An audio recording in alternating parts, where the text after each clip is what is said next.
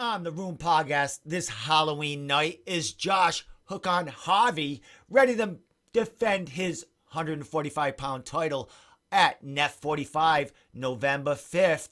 Josh, man, is that you? Hey, happy Halloween, Steve.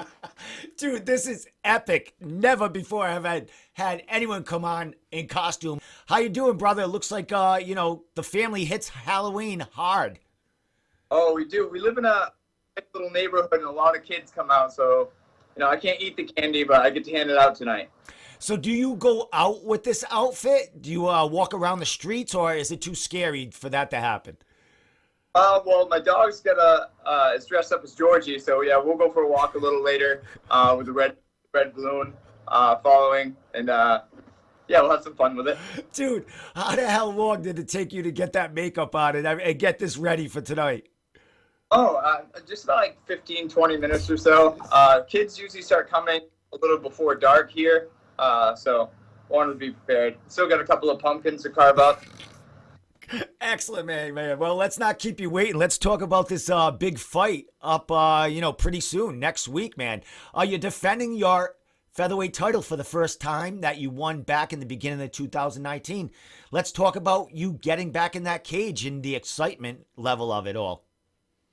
Well, I mean, it's long awaited by me, by the fans, I believe, and I'm excited to get back. I've had a couple failed. Stuff happens. I don't know what happened to the last guy or the guy before that, but fights fizzle. So hopefully I'll be fighting Friday night, November 5th. But really, until you're both there and you're locked in, you never know. Yeah, and I seen you at the last event when NEF came back after the long hiatus, and you were scheduled for that fight, and I think it was up until weigh-ins you were ready for that fight, and the opponent dropped out. What does that do? I mean, you've had fights fall through, but at weigh-ins, like right before the fight, man, what does that do to you as far as your psyche waiting this long, and then they pull the rug from under you? It wasn't even weigh-ins. It was actually the day of the fight at the doctor's meeting, and really pulling the rug under me. One thing, but I had 100+ people coming to watch me get back into the cage, friends, family, people who support me. So I mean, that really, it pissed me off, but then again, that's the fight gods and the karma, because I screwed up a weigh-in, if most people remember. I think it was maybe 4 years ago. So maybe this is that just bite me and coming back to bite me. Okay. Well, my man, you're clean sailing now. The slate is clean. Next week, it's a go. Let's get it going, man. So what was the decision? I mean, you've bounced back and forth from, featherweight, catchweights, 155. Your last couple of fights, I do believe, were at a heavier weight, around 155, the lightweight division. What was the choice to, after you won the belt, a couple of years ago, to go fight back at 155 and not defend that belt back then?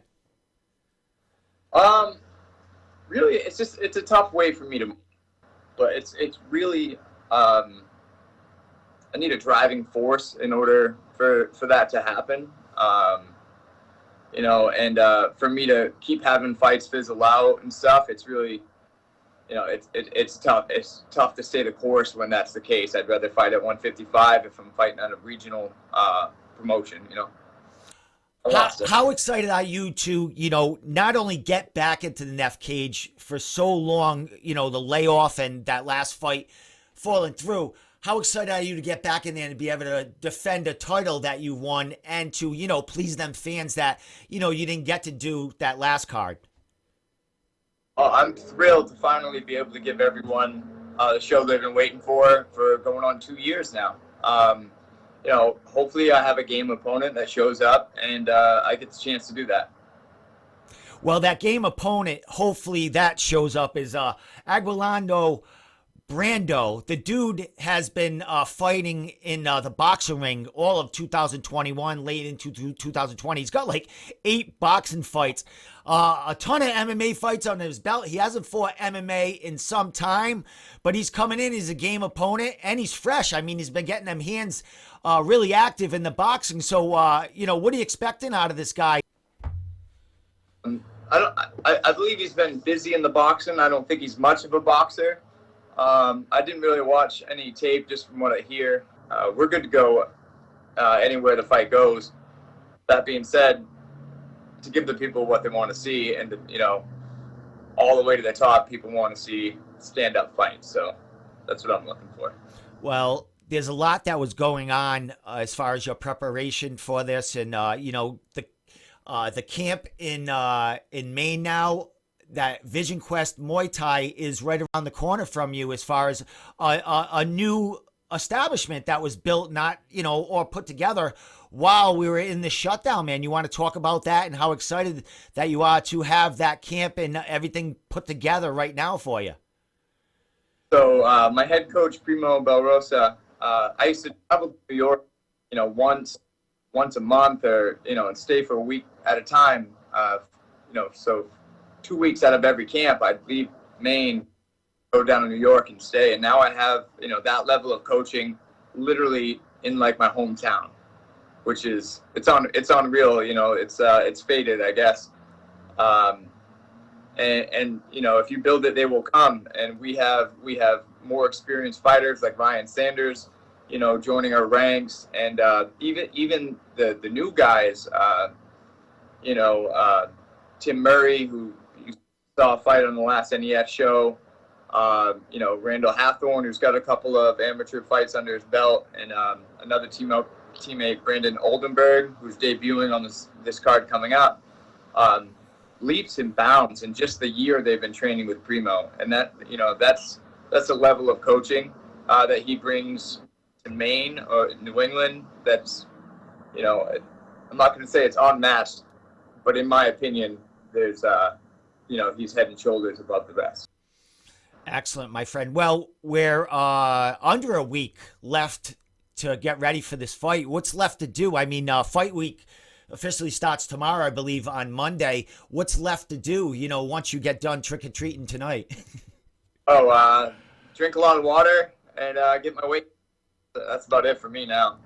All the hay's in the barn, so to speak. Well, last question before I let you go. I know the kids are waiting, outside and inside for you to get going, man. What do we expect to see out of Josh Hook on Harvey on November 5th, fighting and defending for that NEF featherweight title?